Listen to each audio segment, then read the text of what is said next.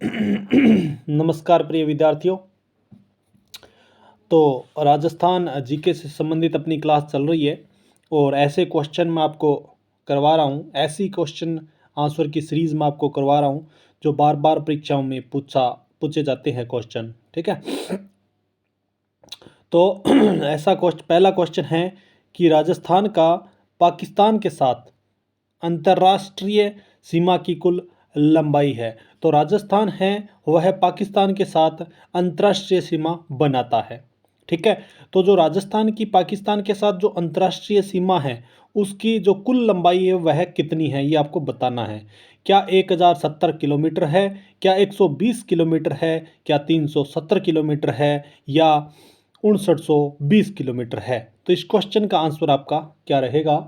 सभी student question का answer देने की थोड़ी सी कोशिश करें। ठीक है, तो पहले ही क्वेश्चन का आंसर अपना पहला ही रहेगा 1070 किलोमीटर।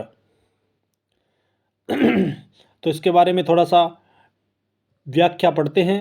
राजस्थान की कुल स्थलीय सीमा की लंबाई है वो 5920 किलोमीटर है। अर्थात राजस्थान की जो कुल स्थलीय सीमा है वह 5920 किलोमीटर है, जिसमें जो अंतर्राष्ट्रीय सीमा है इसमें से 1070 किलोमीटर लंबी सीमा वह पाकिस्तान के साथ बनाता है। ठीक है, जिसे रेड क्लिफ अंतर्राष्ट्रीय रेखा कहा जाता है। इस सीमा के सहारे राजस्थान के 4 जिले स्थित हैं। ठीक है, तो 4 जिलों के साथ पाकिस्तान की जो सीमा है वह लगती है। ठीक है, गंगानगर, बीकानेर, जैसलमेर और बाड़मेर। ठीक है, और जो टोटल सीमा है राजस्थान की वह 5920 किलोमीटर है। नेक्स्ट क्वेश्चन है कि जालोर ग्रेनाइट से निर्मित पहाड़ियाँ होती है। तो जालोर ग्रेनाइट से जो निर्मित पहाड़ियाँ होती है वह कैसी होती है? क्या वो चौकोर होती है, क्या वो रेखीय होती है, या वो गुम्बदाकार होती है, या वह आयताकार होती है? तो इस क्वेश्चन का आपका आंसर क्या रहने वाला है? तो इस क्वेश्चन का जो आंसर है वह है गुम्बदाकार। ठीक है, तो ग्रेनाइट से निर्मित जो पहाड़ियाँ होती है वह गुम्बदाकार होती है। इस तरीके से गुम्बद के आकार की होती है, ऐसे गुम्बदाकार होती है। ठीक है, नेक्स्ट है अच्छा क्वेश्चन है कि राजस्थान को 2 भागों में बांटने वाली समरेखा है। राजस्थान को जो 2 भागों में बांटती है वह समरेखा है, ये आपको बताना है। क्या वह 25 सेमी वाली है, क्या वह 50 सेमी वाली है, या वह 75 या 100 सेमी वाली है? तो इस क्वेश्चन का आपका आंसर क्या रहेगा? इस क्वेश्चन का जो आंसर है वह रहेगा 50 सेमी। देखो, इसके बारे में थोड़े से अपने व्याख्या और पढ़ लेते हैं। वर्षा ऋतु का वितरण राजस्थान में असमान है, मतलब असमान है। राजस्थान में जो वर्षा ऋतु का वितरण है ना, वर्षा प्रॉपर तरीके से कहीं पे कम होती है, कहीं पे ज़्यादा होती है। कारण अरावली पर्वतमाला के कारण राजस्थान राज्य को 50 सेमी की समरेखा, जो लगभग अरावली पर्वत की मुख्य जल विभाजक रेखा के सहारे गुजरती है, लगभग 2 बराबर भागों में विभक्त करती है। इस रेखा के दक्षिण और पूर्व में वर्षा अधिक होती है।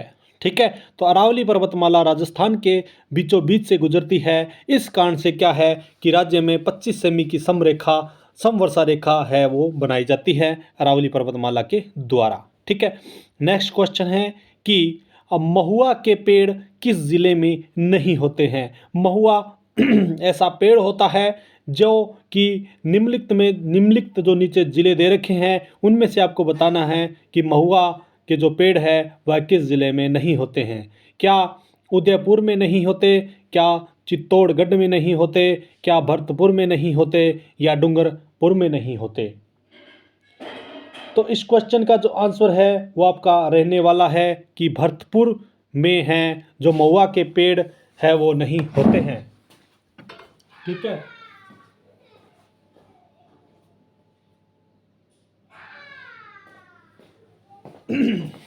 ठीक है, तो यहाँ से आपका ये क्वेश्चन होता है पूरा कि महुआ के पेड़ जो है किस ज़िले में नहीं होते, तो वह भरतपुर ज़िला है। ठीक है, थोड़ी सी डिस्टर्बेंस हो गई थी, इस कारण से मैं बोल नहीं पाया। नेक्स्ट है, नेक्स्ट क्वेश्चन है कि रखत, कंकड़, डांग और रुख ये सभी क्या है? वनों के संरक्षण से संबंधित है, त्योहारों के नाम हैं, प्राचीन शिलालेखों के नाम हैं, या स्त्रियों के गहने हैं। ठीक है, तो ये आपको बताना है। इस क्वेश्चन का आंसर क्या रहेगा? रखत, काकड़, डांग और रुख ये जो सभी है ये वनों के प्रकार है। ठीक है, वनों के संरक्षण से संबंधित है, ये वनों के संरक्षण से संबंधित है, रखत, काकड़, डांग और रुख। ठीक है, याद रखना है आपको। नेक्स्ट क्वेश्चन है कि सूची फर्स्ट को सूची सेकंड से सुमेलित करना है आपको। एक तरफ तो दे रखा है वन्यजीव अभयारण्य और एक तरफ दे रखा है जिला। कौन सा जो जिला है उसके अंदर वन्यजीव अभयारण्य है? ठीक है, तो ये आपको बताना है। तो अपने देखते हैं इस क्वेश्चन का आंसर। ठीक है, देखो जो जोड़बीड़ गढ़ेवाल है ये आपका बीकानेर में है, गुड्डा विश्नोई ये आपका जोधपुर में है, और गोगेलाव ये आपका नागौर में है, और बीड़ ये आपका झुंझुनू में है। ठीक है, इस प्रकार से इस क्वेश्चन का आपका जो आंसर हुआ वह हुआ 2 नंबर। ठीक है, 4 3 2 1।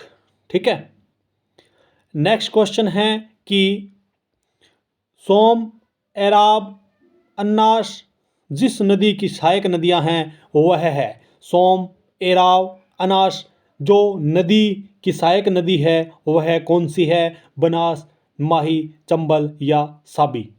ठीक है, तो इस क्वेश्चन का आंसर रहेगा ये जो नदियां हैं वह माही की सहायक है। कैसे हैं ये थोड़ा सा पढ़ते हैं इसके बारे में।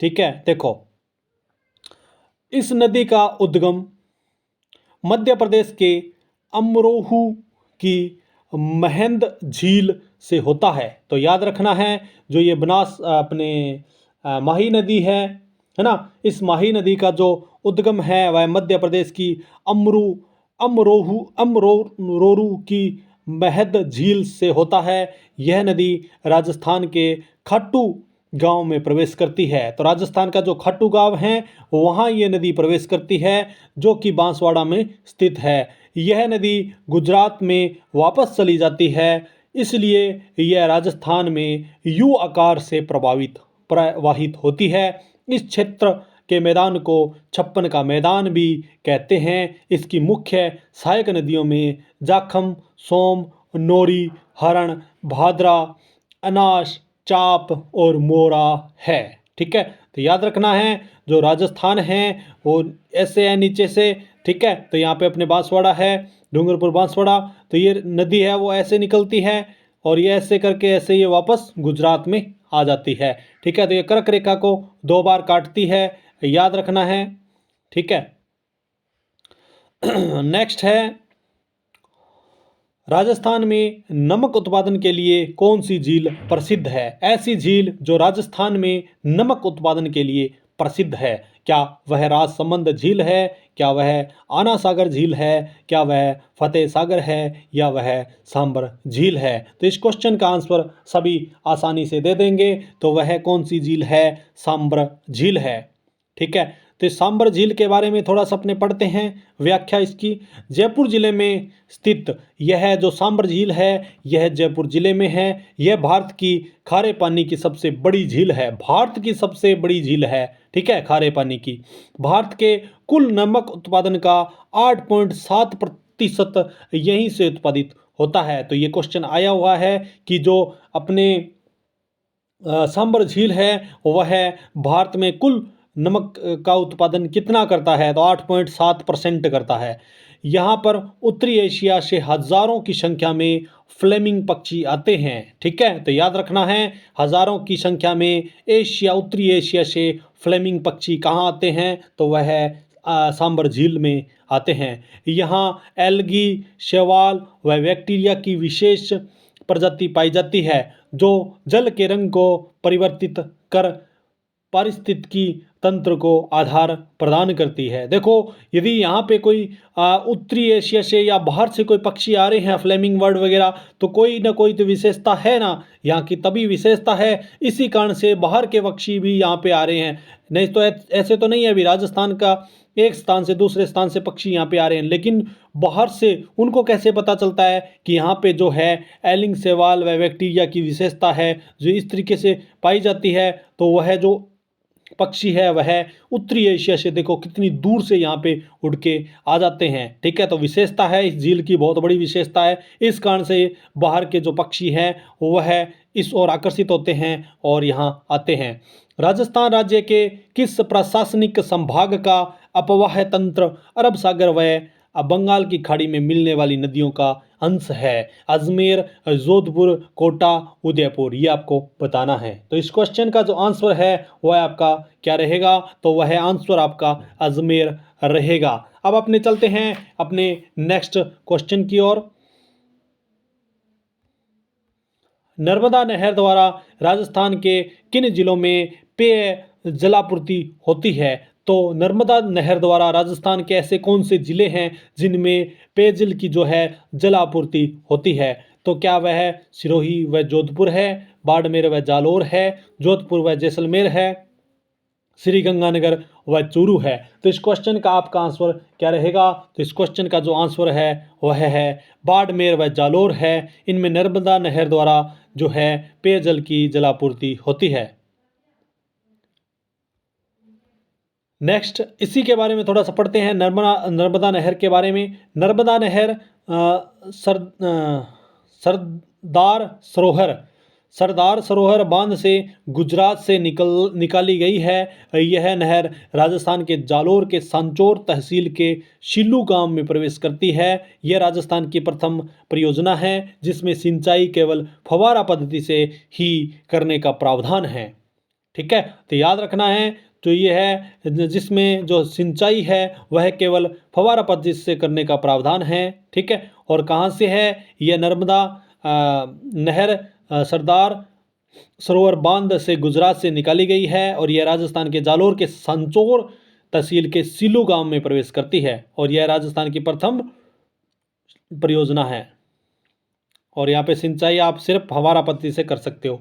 निम्नलिखित में से कौन सी कृषि पद्धति मृदा अपवर्धन के लिए जिम्मेदार है? बागवानी कृषि, झूमिंग कृषि, सीढ़ीदार कृषि या गहन कृषि? तो 111 नंबर क्वेश्चन का आपका आंसर रहेगा कि बागवानी कृषि है, यह क्या है? मृदा अपवर्धन के लिए जिम्मेदार नहीं है। नहीं है पूछा है, ठीक है, नहीं है। तो जो बागवानी कृषि है वह मृदा अपवर्धन के लिए जिम्मेदार नहीं है, याद रखना है। नेक्स्ट है, निम्न में से कौन सा जोड़ा सही सुमेलित नहीं है? ऐसा कौन सा जोड़ा है जो सही सुमेलित नहीं है? एक तरफ दे रखा है नदी का नाम, एक तरफ दे रखा है सहायक नदी। जैसे बनास है, बनास की क्या डूंड नदी सहायक है? क्या माही की मैनाल है? क्या लूणी है वो जोजड़ी है? क्या साबरमती की माजम है? ठीक है, तो इसमें आपको बताना है जो सुमेलित नहीं है वह है आपको बताना है। ठीक है, तो जो बनास है आपकी, ठीक है, बनास डूंड ये आपका सही रहेगा, कोई प्रॉब्लम नहीं है। ठीक है, और जो लूणी है जोजड़ी सही है, साबरमती है वह माजम है, और जो मैनाल है ना यहाँ पे आपकी गलत हो गई, माही मैनाल, तो ये आपकी गलत है। ठीक है, माही मैनाल। ठीक है, देखो यहाँ पे अपने अभी क्वेश्चन पढ़ा था, एक मिनट रुको, कहाँ गया? यहाँ देखो माही नदी, ये रहा माही नदी। ठीक है, यहाँ पे देखो इसमें मुख्य सहायक नदियों में जाखम, सोम, नोरी, हरण, भादरा, अनास, चाप और मोरा है ना। तो यहाँ पे जो अभी अपने पढ़ा है मैनाल, यहाँ पे कोई नाम नहीं था ना। अब देखो कि माही नदी धार जिले में स्थित विंध्याचल की पहाड़ियों में, अभी पढ़ा था हमने, मेहंद झील से निकलती है। राजस्थान में इसकी कुल लंबाई 576 किलोमीटर है। राजस्थान में इसे कांठल की गंगा, दक्षिणी राजस्थान की स्वर्ण रेखा के नाम से भी जाना जाता है।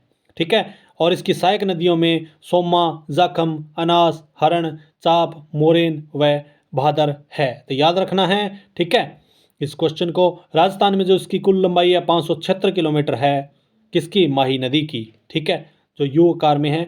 फिर से अपने पढ़ते हैं भारतीय वन्य जीव संरक्षण अधिनियम 1972 को राजस्थान में किस वर्ष लागू किया गया था? क्या 1992 में, 73 में, और 1992 और 1976? तो दो जगह 1992 दे रखा है। ठीक है, तो इस क्वेश्चन का आपका आंसर क्या रहेगा? 113 नंबर क्वेश्चन का आपका आंसर क्या रहेगा?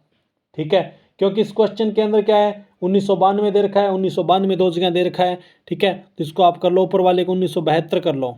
ठीक है, 72 कर लो, और इसको 1992, तो इसका जो अपने 3 नंबर है 1992 वाला सही रहेगा। ठीक है, वैसे तो ये दोनों सही हैं, 1992।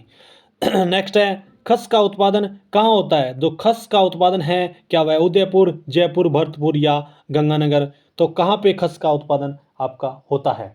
ठीक है, तो भरतपुर में जो है वह खस का उत्पादन होता है। ठीक है, इसके बारे में थोड़ा सा अपने पढ़ते हैं। खस मुख्यतः भरतपुर, सवाई माधोपुर, टोंक जिले में पैदा होती है। इसका उपयोग इत्र बनाने में किया जाता है। ठीक है, नेक्स्ट है, निम्नलिखित में से राजस्थान में मरुस्थलीकरण का प्रमुख कारण कौन सा नहीं है? नमी की कमी, अति पशुचारण, नगरीकरण या शुष्क कृषि? तो 115 नंबर क्वेश्चन का आपका आंसर रहेगा कि यहाँ पे जो है शुष्क कृषि के कारण है, कि मरुस्थलीकरण का प्रमुख कारण नहीं है शुष्क कृषि वाला। नेक्स्ट है, राजस्थान में मरुस्थलीकरण के प्रकार को रोकने के लिए किस शहर के निकट हरित पट्टिका का विकास किया गया है? इंदिरा गांधी नहर, गंग नहर, चंबल नहर, भरतपुर नहर? तो इस क्वेश्चन का आपका आंसर क्या रहेगा? तो इस क्वेश्चन का आंसर रहेगा, वेरी गुड, इंदिरा गांधी नहर। यहाँ पे हरित पट्टिका का विकास किया गया है। नेक्स्ट है कि भेड़ की कौन सी नस्ल राजस्थान में भारतीय मेरिनो के नाम से प्रसिद्ध है? पोंगल, चौंकला, खेरी या सोनाड़ी? तो कौन सी ऐसी नस्ल है जो भारतीय मेरिनो के नाम से प्रसिद्ध है? ठीक है, तो वह चौकला जो है भेड़ की नस्ल है, वह भारतीय मेरिनो के नाम से प्रसिद्ध है। चौकला को भारत की मेरिनो कहा जाता है। यह भेड़ की सर्वश्रेष्ठ नस्ल है। इसकी ऊन अच्छी होती है। यह भेड़ मुख्यतः शेखावटी क्षेत्र में पाई जाती है। सीकर, चूरू, झुंझुनू वाला जो क्षेत्र है वह शेखावटी वाला क्षेत्र है, वहाँ पे ये जो नस्ल है पाई जाती है। मेंजा बांध कौन सी नदी पर निर्मित किया गया है? चंबल नदी, माही नदी, कोठारी नदी, बाणगंगा नदी? तो 118 नंबर क्वेश्चन का आंसर रहेगा कि जो अपने मेंजा बांध है वह कोठारी नदी पर निर्मित किया गया है। ठीक है, इसके बारे में अपने पढ़ते हैं। कोठारी नदी का उद्गम दिवेर की पहाड़ी राजसमंद से होता है। यह बनास की सहायक नदी है।